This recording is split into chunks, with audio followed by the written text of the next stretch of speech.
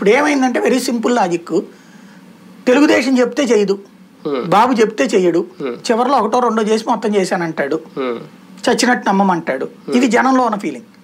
దాన్ని కవర్ చేయడానికి లేదు తెలుగుదేశం ఈసారి చేయకపోయినా వెనకాల పవన్ కళ్యాణ్ ఉన్నాడు చేపిస్తాడు అని చెప్పడం కోసం ఇప్పుడు మనం గనక మనోడు తెలిసినోడు పేరు ఎందుకు కానీ అప్పు చేస్తూ ఉంటుంటాడు. మనం ఏం చేస్తాం, మనల్ని ఏం వాడతాడు, నాకు సార్ తెలుసు అని చెప్పి అంటే ఏంటి, మనం జాగ్రత్త మంచిగానే ఉంటాం కదా అన్న ఉద్దేశం మన పేరు వాడుకున్నాడు అప్పు తీసుకుంటాడు. అట్లాంటి వ్యవహారం ఇది. మనకి వాడి క్రెడిబిలిటీ లేనప్పుడు మన పేరు వాడుతుంది.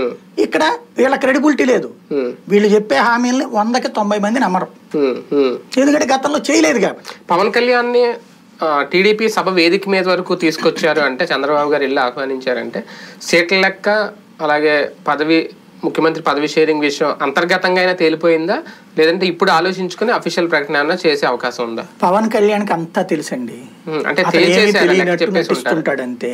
ఎందుకంటే తెలియకపోతే అతను ఇంతగా ఎందుకు వెనక్కెళ్తాడు? ఇప్పుడు ఒకసారి అంటే ఒక అర్థం ఉంది, ఇన్నిసార్లు కూర్చున్నావు డైరెక్ట్ గా నీ కార్యకర్తలందరినీ జనంలో తిప్పుతున్నావు, ఎప్పుడైనా ముందు తేల్చుకున్నాక తిరగాలి. అదే అదే కదా. కానీ ఇక్కడ ముందు తిరిగేయండి తర్వాత మేము తేల్చుకుంటామని చెప్తున్నాడు. అంటే పవన్ తనకి తానుగా తన కార్యకర్తలు తీసుకెళ్ళి వాళ్ళకి ఒరిజినల్ గా వీళ్ళ భాషలో చెప్పాలంటే తాకట్టు పెట్టడం, అంతే. మామూలు భాషలో చెప్పాలంటే గనక కలిపేయడం, అంతే, విలీనం చేసేస్తాడు. అక్కడ ప్రాక్టికల్ గా ఏం కావాలి నీకు ఇవాళ? ఇంకో విచిత్రమైన పదం ఏం వాడాడు, 10 ఏళ్ల పాటు పొత్తంట.